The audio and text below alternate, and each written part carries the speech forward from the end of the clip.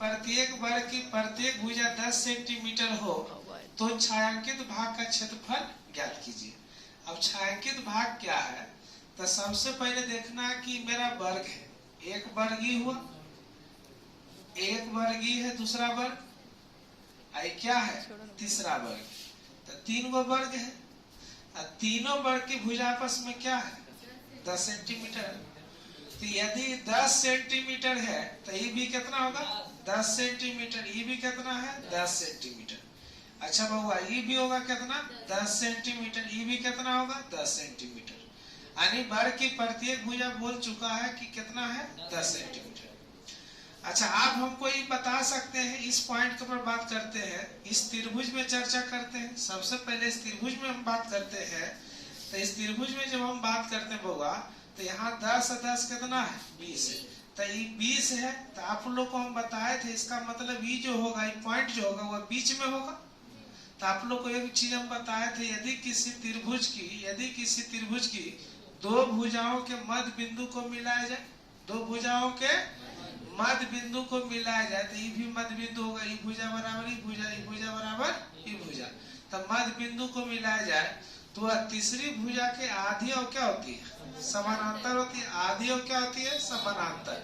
तो हमको ये बताइएगा, यदि एक होगा तो कितना होगा बउआ, 2 होगा।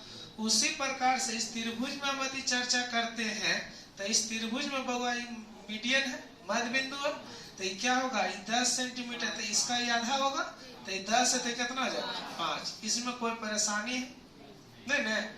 अब देखिएगा अगला त्रिभुज में बात कर, छायांकित भाग का मतलब ये भाग आपका पूछ रहा है, इला भाग पूछ रहा है, ठीक है। इसी का हमको एरिया निकालना है। अब एरिया निकालना, तो देखिएगा समझ गए छायांकित भाग क्या है। अब देखो क्या है, आगे हम बात करते हैं दूसरा त्रिभुज में। अगला त्रिभुज क्या है, इस त्रिभुज को देखने के बाद कुछ पता चलता है, ये त्रिभुज एगो ये त्रिभुज है ना बउआ, तो ये दो त्रिभुज है। अब देखो ये तो समानांतर इसके ये है। हमको ये बताइएगा कि ई कोण बराबर ई कोण होगा, सम्मुख कोण से। अच्छा, ई कोण बराबर ई कोण होगा कहाँ से, एकांतर कोण से। तो दोनों त्रिभुज आपस में क्या हो जाएगा, समरूप। जब दो त्रिभुज आपस में समरूप होता है, तब भुजाएं का जो होता है, भुजा जो होता है, दोनों त्रिभुज आपस में क्या होता है, समानुपातिक होता है।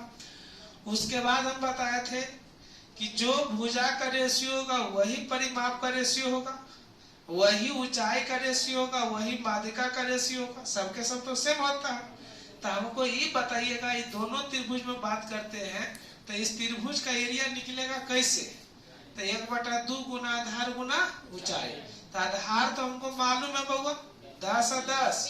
यदि इसका ऊंचाई भी हमको मालूम हो जाए तो काम बन जाएगा। तो इसका ऊंचाई है, मान लीजिए इसका ऊंचाई है, इसका ऊंचाई है।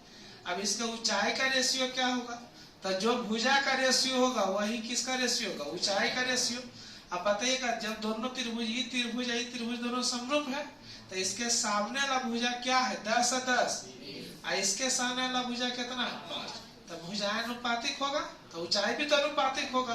तो यहाँ पर ऊंचाई कितना हो जाएगा बउआ, 20, और यहाँ ऊंचाई कितना होगा, 5। तो 5 चौका 20, यानी 4:1। इसमें कोई परेशानी। अब बताइएगा, यह तो आपका दिल है 21 सेंटीमीटर, आई पूरा है कितना, 10 सेंटीमीटर। यहाँ कितना बउआ, 4 है 1। अब 10 को 5 को 10 लाना, तो कितना से गुना करें, तो इसको हम 2 से गुना करेंगे बउआ, तो यह 2 से गुना होगा। तो इसका ऊंचाई कितना होगा, 8, और इसका ऊंचाई कितना होगा, 2। अब त्रिभुज का क्षेत्रफल हम लोग निकाल सकते हैं, कैसे, तो ये आधार मालूम है, ये ऊंचाई मालूम है, तो त्रिभुज का क्षेत्रफल होता है 1/2 गुना आधार गुना ऊंचाई होता है। तो 1/2 गुना आधार हो जाएगा 10 और 10 20, और ऊंचाई कितना होगा बउआ, 8। 2 से 2 खत्म, कितना हो जाएगा, 10 है 80 वर्ग सेंटीमीटर। Option number C. क्या सब लोग को समझ में आया।